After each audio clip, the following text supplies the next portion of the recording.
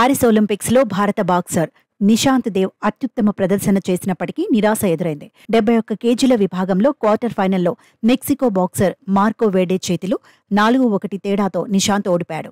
తొలి రౌండ్లో ఆధిక్యం ప్రదర్శించినప్పటికీ వరుసగా 2 రౌండ్లలో ప్రత్యర్థి గెలిచాడు. నిశాంత్ ప్రతి రౌండ్లోనూ మెరుగ్గానే రాణించిన జడ్జీలు మాత్రం వేడ్డేను విజేతగా ప్రకటించడంతో విమర్శలు వచ్చాయి. బాక్సర్ నిశాంత్కు మద్దతుగా భారత మాజీ ఛాంపియన్ విజయేందర్ సింగ్, బాలీవుడ్ నటుడు రణదీప్ హూడా పోస్టులు పెట్టారు. అసలు స్కోరింగ్ సిస్టమ్ ఎలా చేశారో అర్థం కావడం లేదని విజయేందర్ ఎక్స్ వేదికగా పోస్ట్ పెట్టాడు. ఇది గొప్ప ఫైట్ అని, నిశాంత్ చాలా అద్భుతంగా పోరాడాడని పేర్కొన్నాడు. బాధపడొద్దు నిశాంత్ అంటూ విజయేందర్ పోస్ట్ చేశాడు. మరోవైపు బాలీవుడ్ స్టార్ రణదీప్ హూడా కూడా ఒలింపిక్ కమిటీపై కాస్త ఘాటుగానే స్పందించాడు. ఈ పోటీలో నిశాంత్ విజయం సాధించాడని పేర్కొన్నాడు. స్కోరింగ్ విధానం సరైందేనా అని ప్రశ్నించారు. ఒలింపిక్స్లో నీ నుంచి పతకాన్ని దోచేశారని పోస్ట్ చేశాడు. కానీ నువ్వు మా మనసులను గెలిచావని అన్నాడు.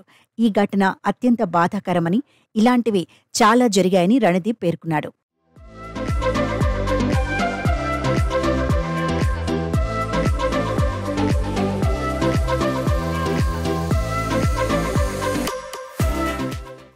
అయితే ఒలింపిక్స్లో భారత బాక్సర్ నిశాంత్ తొలి నుంచి చాలా ఆత్మవిశ్వాసంతో కనిపించాడు. ప్రత్యర్థిని విజేతగా ప్రకటించే సమయంలోనూ అతడితో పాటు అభిమానులకు నమ్మశక్యంగా అనిపించలేదు. మొదటి రౌండ్లో వేడ్డేపై నిశాంత్ విరుచుకుపడ్డాడు. రెండో రౌండ్లోనూ నిశాంత్ ఆధిపత్యం ప్రదర్శించాడు. కానీ జడ్జీలు మాత్రం 3-2 నిర్ణయంతో వేడ్డేకు పాయింట్లిచ్చారు. ఇక మూడో రౌండ్లోనూ 5 జడ్జీలు 10 పాయింట్లను వేడ్డేకు ఇచ్చారు.